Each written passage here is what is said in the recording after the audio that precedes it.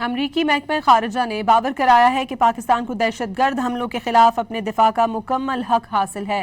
बैनुल-अक़वामी news agency Reuters के मुताबिक अमरीका महकमा खारजा ने कहा है कि अमरीका पाकिस्तान में होने वाली दहशतगर्दी के खिलाफ उसके हक के दिफा में की गई कार्रवाइयों की हिमायत करता है।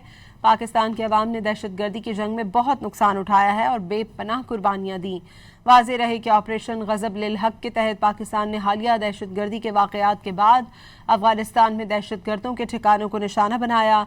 इससे कबल भी अमरीका पाकिस्तान को दहशतगर्दी के खिलाफ जंग में अहम शराकतदार करार दे चुका है। अमरीकी सेंट्रल कमांड के साबिक सरबराह जनरल माइकल कोरेला दहशतगर्दी के खिलाफ जंग में पाकिस्तान की हिमायत और इंसदाद दहशतगर्दी की कोशिशों की खुलकर तारीफ कर चुके हैं।